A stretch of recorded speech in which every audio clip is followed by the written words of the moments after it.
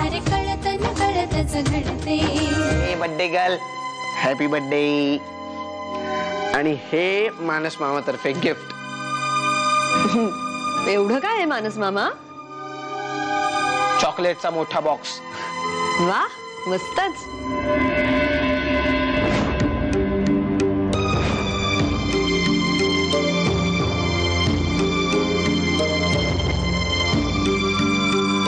Phone कर, त्यांना सांग संध्याकाळी पार्टीला या. हे सगळं मधुरा मॅडमच्या कानावर कधी घालायचं?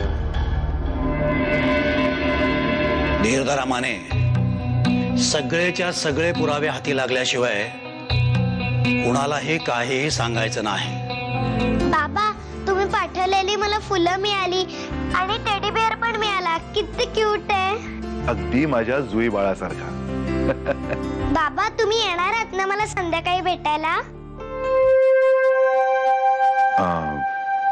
जुई बेटा, मी मला आईनेच सांगितलंय फोन करायला. तुम्ही याल ना संध्याकाळी पार्टीला?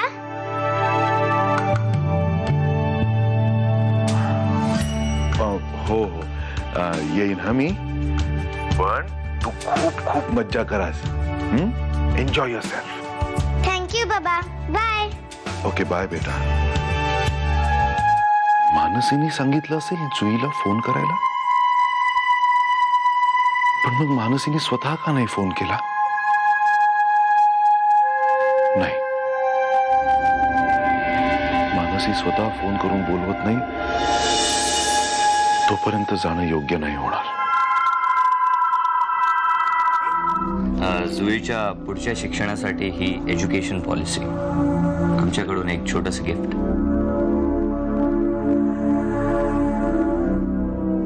Thanks Rohit, thank you.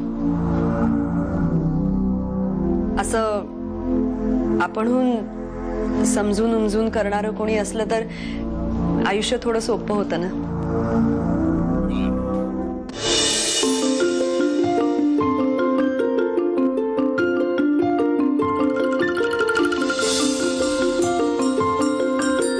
सही करा. रोहित, अरे मधुरा का आली नाही? ऍक्च्युली ती घरीच थांबली आहे. अनिताची तब्येत खराब आहे ना, तिला सांभाळते.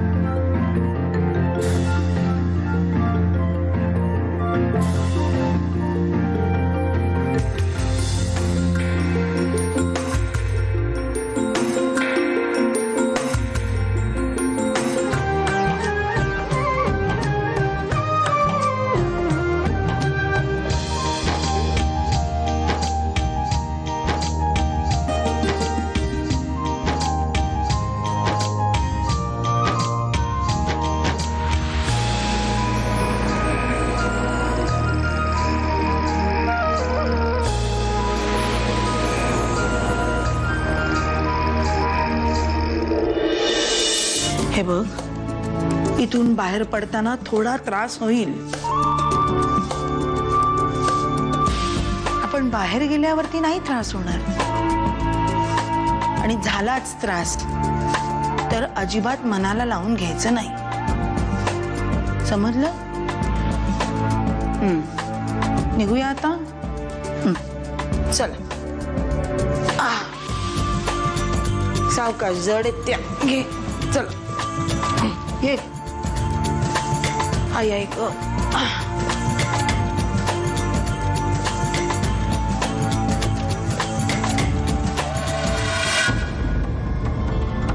पण खरं सांगू बहिणी, तुम्ही घरी नसलात ना की खूप सुनं सुनं वाटतं घर. आणि आता डुचकी पुतळा झाला का तुझा असं म्हणणाऱ्या आणि बसल्या जागी 50 ऑर्डरी सोडणाऱ्या कामिनी ताई सुद्धा नाहीयेत घरात. काळजी करू नकोस, त्यांची जागा भरून काढेल ना अनिता. तिच्या आणि बाळाच्या मागे धावपळ धावपळ करून मस्त बारीक होशील. बरं, तुमच्यासाठी सरबत आणू की चहा? कॉफी करशील? चालेल, करते लगेच.